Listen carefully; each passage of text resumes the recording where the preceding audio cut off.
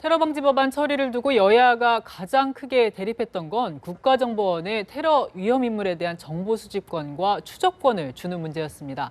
전문가와 함께 자세한 얘기 나눠보겠습니다.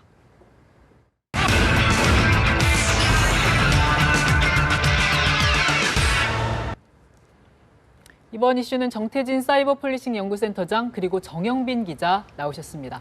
어서 오세요. 안녕하세요. 자, 먼저 정 기자, 이 테러 방지법 15년 만에 국회를 넘어섰는데, 이게 처음 추진된 건 언제죠?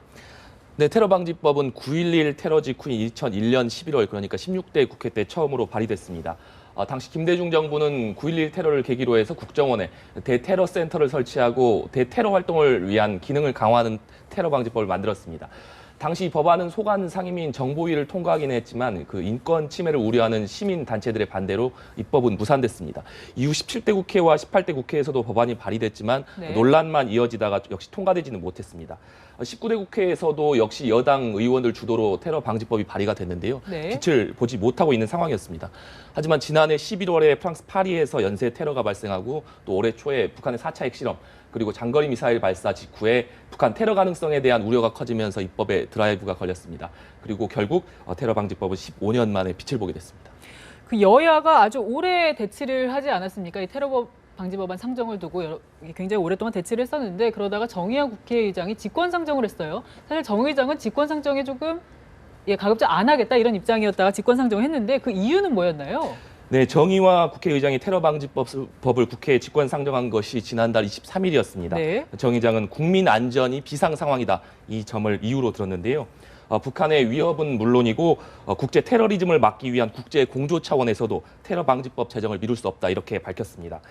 또 북한의 핵과 미사일 실험으로 온 세계가 북한 봉쇄에 나서고 있는 상황에서 또 북한은 노골적 테러 위협에 나서고 있는데 우리가 손을 놓고 있을 수 없다 이런 이유를 들면서 직권 상정의 정당성을 내세우기도 했습니다.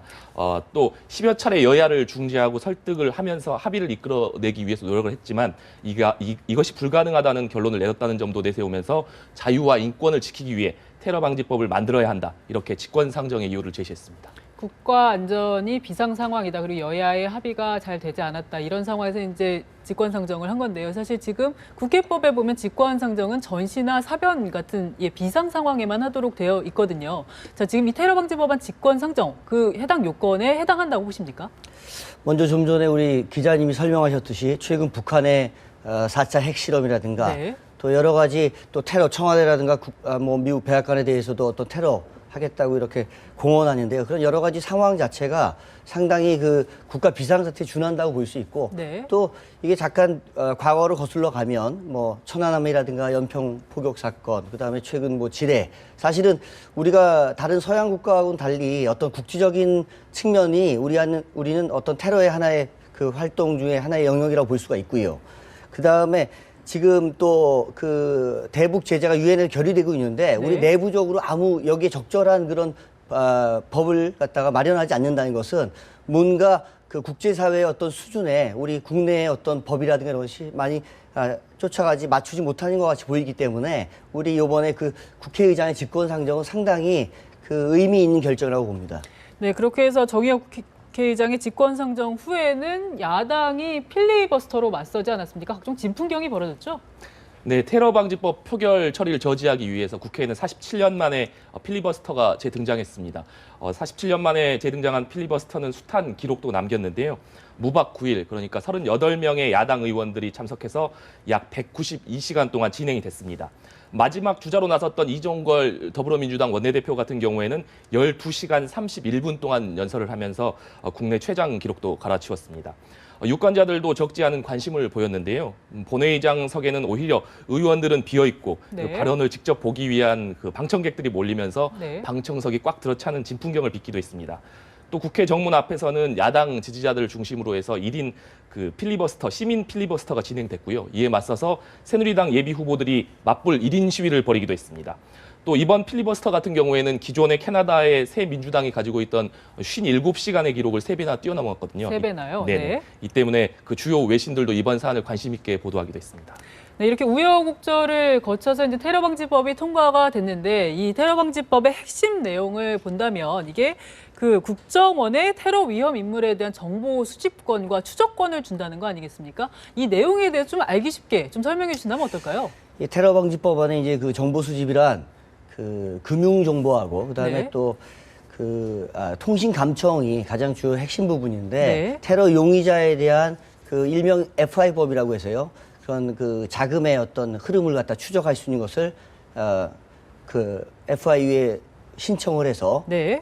테러 자금이 개입돼 있는지 흐르고 있는지 이제 보고 있고요. 그다음에 또 하나는 통신비밀법 안에 이제 감청인데 감청 기기를 갖다가 통신사의 설비를 요구하고 네. 거기에서 이제 하는 부분인데 이게 테러 관련 수사에는 아주 핵심입니다. 핵심이다. 왜냐하면 이러한 네. 부분이 없으면은 그 돈이라든가 테러 자금이라든가 그 다음에 어떤 통신 내역을 확인하지 않고는 또 나중에 적법한 수사라든가 이런 게 어렵기 때문에 네. 꼭 필요한 부분인데 이걸 일부 우려하시는 분들은 이제 그 테러 용의자의 그 대상이 네. 누구냐, 네. 과연 어떻게 정하느냐에 대해서 많이 그 우려하고 계셔서 이 문제가 되고 있습니다.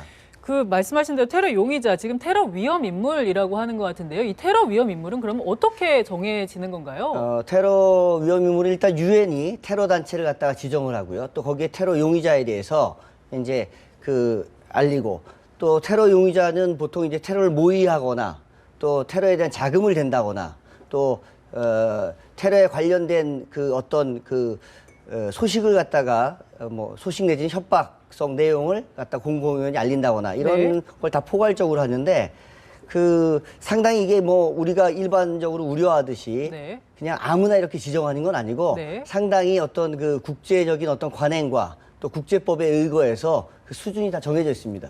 그 의심할 만한 어떤 정황이나 증거들이 있어야 테러 위험 인물이 된다 이런 말씀이신가요? 예, 맞습니다. 네네. 자, 그동안은 사실 우리나라에 테러 방지법이 없었지 않습니까? 이제 15년 동안 이렇게 진통을 겪어가지고 테러 방지법이 통과가 됐는데, 자, 어떤 의미가 있을까요? 일단 최근 들어서는 저희 한국의 어떤 위상이 높아가고 또 중동 지역의 군의 파병이라든가 이러면서 이제 IS로부터 또 테러 목표 대상국으로 지정도 받았고요.